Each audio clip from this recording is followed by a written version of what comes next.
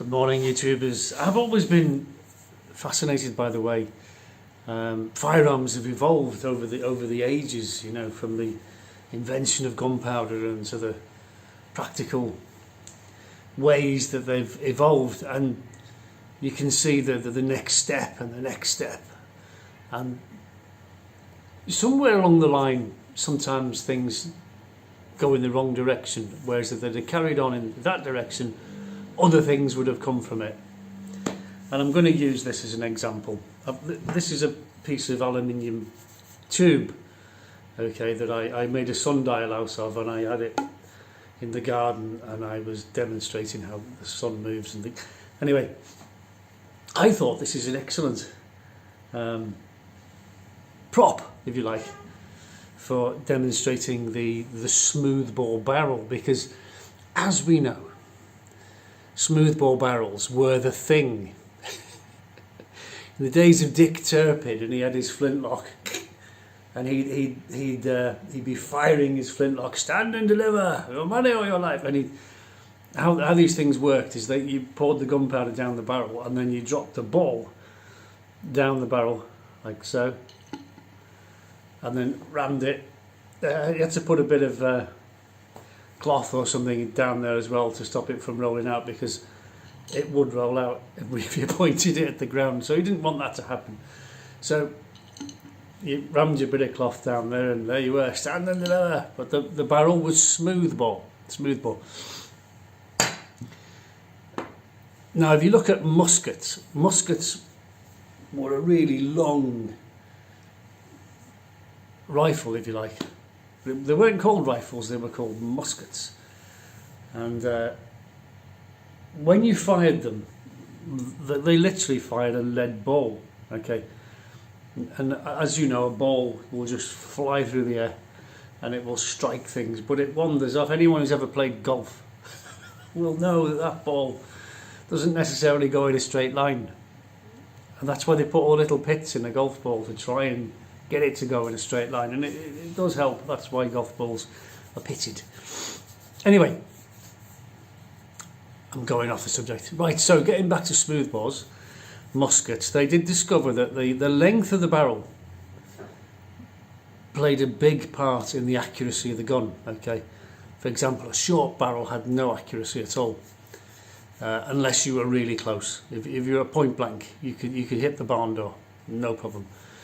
But the further away you got from the target, the chances of hitting it became less, as is the case today. And it wasn't until someone called, I can't remember his name. Anyway, they developed rifling. Rifling is a series of grooves and twists in the barrel. And they experimented with rifling along the way, and a chap called Joseph Whitworth came up with one turn in 20 inches, and he actually created a hexagonal bullet and a hexagonal barrel which had twists in it of one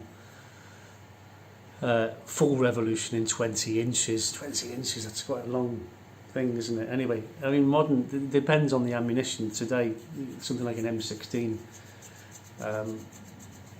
maybe one turn in 7 inches, to one turn in 12 inches. It depends on the rifle and the ammunition. But Whitworth really cracked it. He hit it on the nail, because there had been rifled barrels before that. So all of a sudden, everyone wants rifled barrels. Everything is rifled. Everything.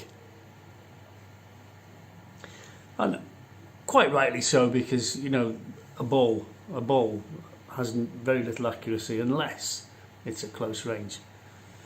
So what are the practical applications for a smoothbore barrel, I hear you say, in the modern world? Well, depends how far you want to shoot, doesn't it? That's what I say. Because I was a member of a shooting club. I had a .357 Magnum revolver on a firearms license in the 1980s in the UK, before they all got banned. And I won loads of competitions. It was a Ruger Security 6. It was a silver one, and it had quite a small handle, wooden handle. and it was fantastic. What a cracking gun that was. It was really, really good. Very accurate. Anyway, I had a few revolvers on my licence, and I had a place for a spare one. So I was in the gun shop one day, and I picked up this snub nose 38 revolver, swing out cylinders. I can't remember what make it was.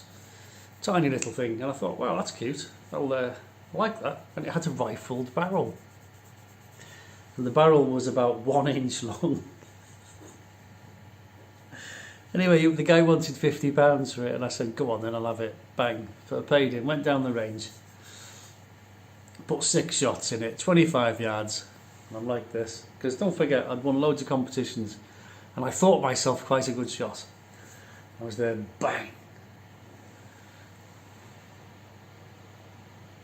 Couldn't see the hole in the target. I thought, that's odd.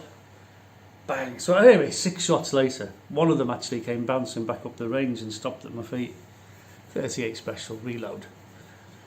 And I thought, anyway, went down to inspect the target, and there was no holes in it at all, none. And I later deduced that the shorter the barrel, the more hopeless the gun is at hitting anything, unless you're at point blank range. I mean, I wouldn't like to get shot with a 38 special at point blank range. It would kill you. So, the brain clicking over, thought to myself, right, okay, so rifling is pointless at close range. You don't need rifling in a barrel at close range.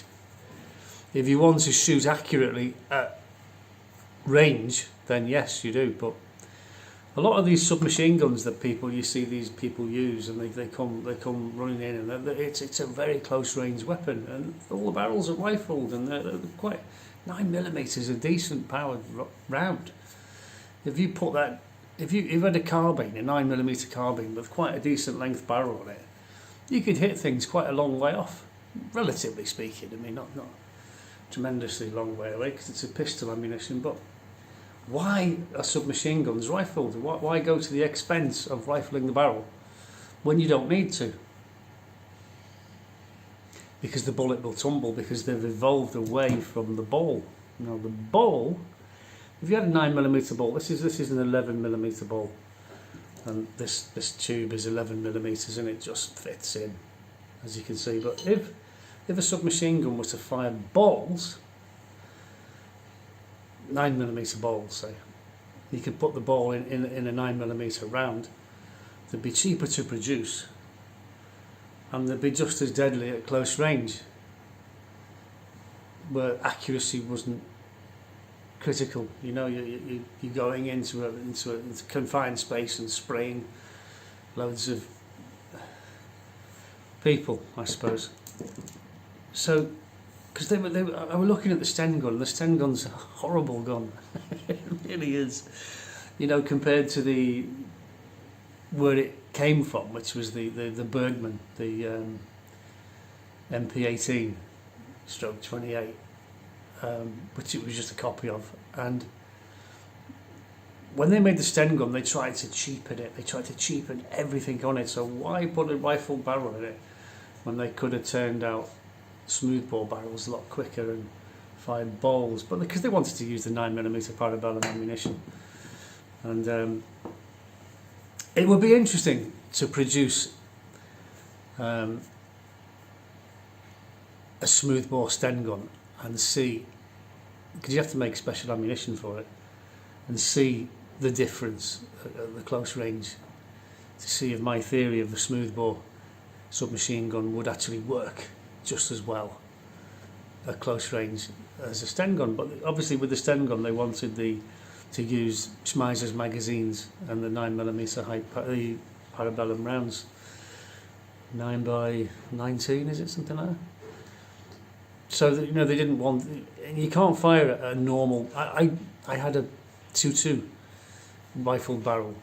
It was an M16, copy of the M16. Fired it, absolutely beautiful, spot on accuracy. And a friend of mine had a 2.2 shotgun, and I looked at the shotgun and I thought, it's smooth barrel. I thought, I wonder will it fire a rimfire, a 2.2 LR. put it in, bang, fired it, yeah, just the same, but the bullet tumbles in the air. As soon as it comes out the barrel, tumble, tumble, tumble. No, the accuracy is still there, but it's not as good. You still hit the target, but the bullet will go through the target sideways and things like this. So the ball would have been much better, the .22 ball, which is what, 5.5 millimeter. This is 11 millimeter ball. I think dueling pistols, I mean, there's a market for dueling pistols. You know, people collect them. They come in a fancy box in pairs, and they were something like 5.57, 0.58. Enormous great thing, nearly 15 millimeter ball. And they had to have got a reasonably long barrel, and like, what was it, 10 paces, turn and fire, so that's like 20 yards apart. And they could only just hit each other, maybe, probably. But they should have used a smaller ball, shouldn't they?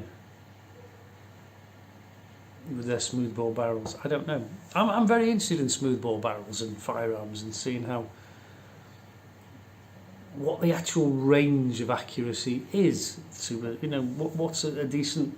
Because I fired a lot of paintballs, and paintballs were enormous. I forget the size, 6.68, something like that. And my paintball gun, I quickly realised that you needed a longer barrel. So I discarded the short barrel, bought a 16-inch barrel, screwed that in, and that was pretty good at up to over 20 yards. You know, for short range, nothing wrong with it. It was really good. Obviously the target shooting at 100 yards, you can't use a smoothbore. But I have seen people with these muskets, these musket black powder enthusiasts, and they're pretty good. You know, they're not as accurate as a rifle barrel, of course not, but no one's trying to pretend that they are, but they're not bad. And they're just as deadly as the day they were made. And so is Dick Turpin's gun, going back to Dick Turpin with his flintlock. Stand and deliver! You know, those guns were deadly. They killed people with those things, and they're still deadly today. But there would be a few advantages to smoothbore close range weapon, because you'd still get GSR. Anytime you burn gunpowder or fast burning powder, you will get gunshot residue. You just can't get away from that. But what you won't get is any rifling marks. You see, with a standard rifled barrel, ballistics can do microscopic examination of the projectile, and they can tell you which gun the round came from. If you had 10 identical Glocks, for example, Glock 17, 9mm, you fired one of them into a tank of water. Okay, the scientists can retrieve the bullet, put it under the microscope, and they can take samples from every single gun, and they can tell you which gun fired that bullet because of the rifling on the slug. But if you use a smoothbore barrel, okay, there will be nothing on that ball that will give the identity of the gun away. So you could have 10 smoothbore pistols, say, that fire 9mm balls, and they won't be able to tell you which gun fired it. And if you're using the same gunpowder in all 10 guns, then the GSR would be a match, of course, but there'd be nothing else. There'd be no ballistic proof that any firearm was responsible for firing that particular shot. Well, it's not necessarily a good thing, is it? Because I'm sure the short-range assassin would like that sort of thing, because it's very difficult, unless the gun's covered in fingerprints and things like that. But I think there's still a use for smoothbore that fires balls, because don't forget, if you fire a bullet down a smoothbore barrel, it will tumble in the air, and when it's going sideways through the air, it's more likely to change direction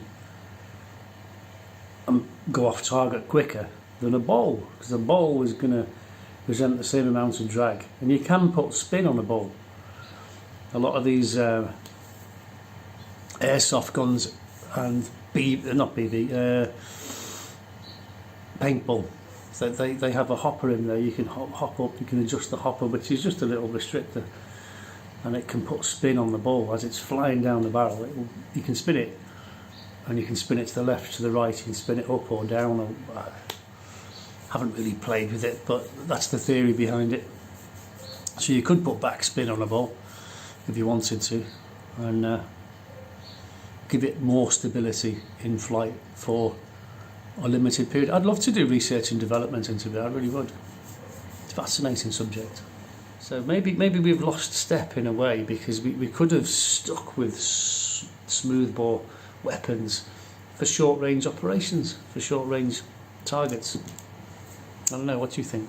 Answers down below.